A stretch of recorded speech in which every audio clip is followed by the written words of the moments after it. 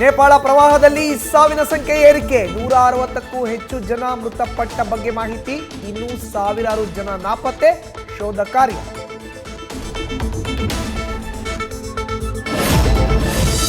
ಭಾರತದಿಂದ ನೇಪಾಳಕ್ಕೆ ಮಾನವೀಯ ನೆರವು, 10 ಟನ್ನಷ್ಟು ಅಗತ್ಯ ವಸ್ತುಗಳನ್ನು ನೀಡಿದ ಭಾರತ.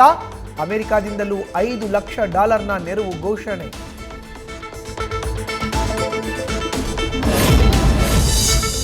ಕಾವೇರಿ ನೀರು ವಿವಾದ ಸಂಬಂಧ ಕೇಂದ್ರ ಸಚಿವರು ಕಾನೂನು ತಜ್ಞರ ಭೇಟಿ. ದೆಹಲಿಯತ್ತ ಸಿಎಂ ಡಿಕೆ ಶಿವಕುಮಾರ್ ಪ್ರಯಾಣ.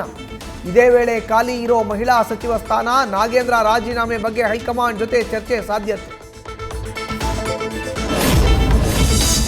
ರಾಜ್ಯ ರಾಜಕೀಯ ಬೆಳವಣಿಗೆಗಳ ನಡುವೆ ಸಚಿವ ಸತೀಶ್ ಜಾರಕಿಹೊಳಿ ದೆಹಲಿಗೆ. ನಿನ್ನೆ ದೆಹಲಿಗೆ ಭೇಟಿ ನೀಡಿದ್ದು ಭಾರೀ ಕುತೂಹಲ. ಹೈಕಮಾಂಡ್ ನಾಯಕರ ಭೇಟಿಯಾಗಿ ಏನು ಚರ್ಚಿಸುತ್ತಾರೆ ಅನ್ನೋ ಬಗ್ಗೆ ಕಾಂಗ್ರೆಸ್ ಪಾಳ್ಯದಲ್ಲಿ ಗುಸುಗುಸು. ಕೆಪಿಎಸ್ಸಿ ಪಶುವೈದ್ಯಾಧಿಕಾರಿ ನೇಮಕಾತಿಯಲ್ಲಿ ಅಕ್ರಮ, ವಿಚಾರಣೆಗೆ ಹಾಜರಾಗುವಂತೆ 40 ಮಂದಿಗೆ ನೋಟಿಸ್. ಒಂದೇ ದಿನ ಎಲ್ಲರೂ ವಿಚಾರಣೆಗೆ ಬರುವಂತೆ ಕೆಪಿಎಸ್ಸಿ ಅಧ್ಯಕ್ಷ, ಐಎಎಸ್ ಅಧಿಕಾರಿ ಸಿಬ್ಬಂದಿಗೆ ಸಮನ್ಸ್.